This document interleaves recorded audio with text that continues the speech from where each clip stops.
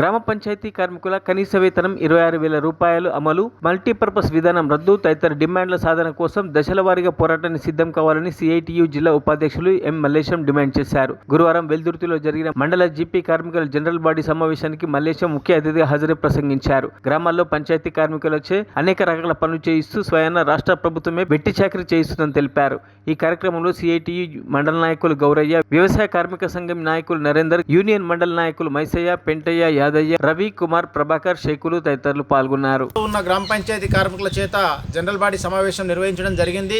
ముఖ్యంగా గ్రామ పంచాయతీ కార్మికులను గ్రామాల్లో అనేక రూపాల్లో వెట్టి చాకిరీ చేయించుకుంటున్నారు. మరి అధికారంలోకి రాకముందు రేవంత్ రెడ్డి ప్రభుత్వం అనేక హామీలు ఇచ్చింది. మరి గ్రామ పంచాయతీ కార్మికులకు కనీసం నెల వేతనాలు ఇచ్చేటువంటి పరిస్థితి కూడా లేదు. ఉదయం 6 గంటల నుంచి సాయంత్రం 6 గంటల వరకు 12 గంటల పాటు పని చేయించుకుంటూ ఎలాంటి నిబంధనలు లేకుండా వెట్టి చాకిరీ చేయించుకుంటున్నారు. అదే రకంగా ఆదివారం సెలవు కూడా లేదు. చాలా గ్రామ పంచాయతీలలో యూనిఫామ్ ఇచ్చేటువంటి పరిస్థితి కూడా లేదు. మరి సమస్యల ఒకవైపు పెరిగిపోతుంటే కనీసం కార్మికుల యొక్క వేతనాలు పెంచడం కోసము ప్రభుత్వం పరిశీలించేటువంటి పరిస్థితి కూడా కనిపిస్తలేదు.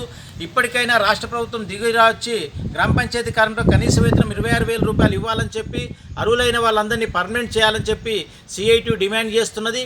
ఈ ప్రభుత్వం యొక్క నిర్లక్ష్యాన్ని నిరసనగా ఇప్పటికే గ్రామ panchayat workers and employees union CITU ఆందోళన కార్యక్రమాలకు పిలుపునివ్వడం జరిగింది.